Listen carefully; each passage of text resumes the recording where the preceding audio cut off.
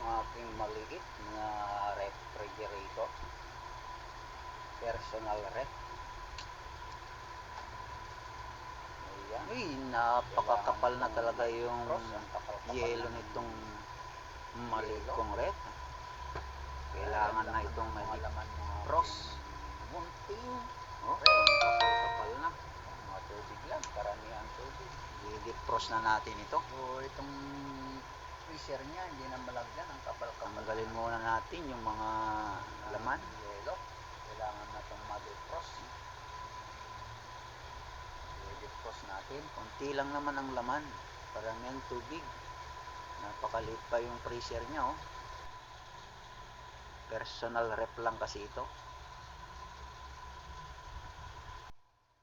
Tanggalan lang natin ng laman nito.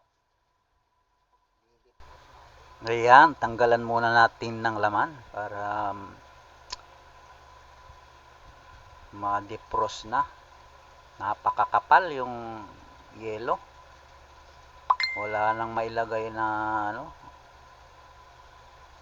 doon sa freezer, wala nang mailagay.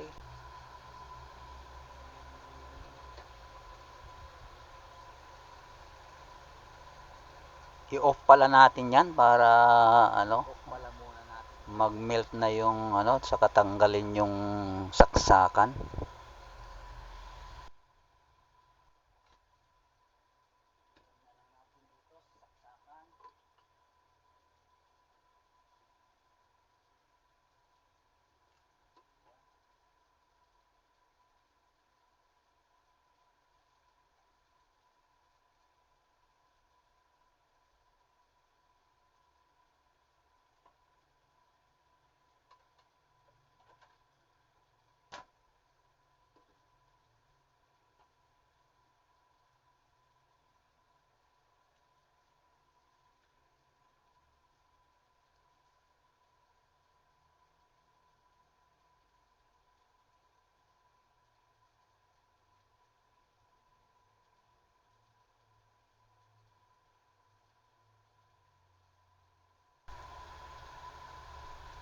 Ayan, unti-unti na siyang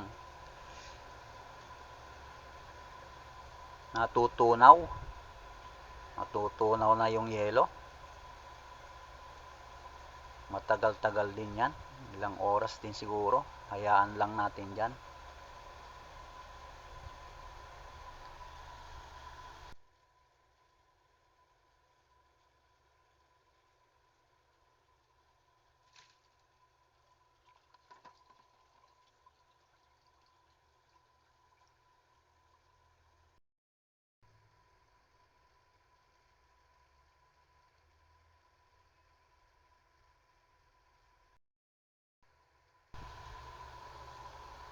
So ayan na, malinis na to. Ilang oras din.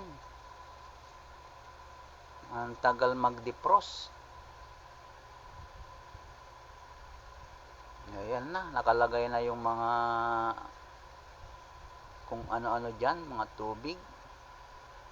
At medyo may mga karne din, isda, gulay. Ayan, karamihan tubig.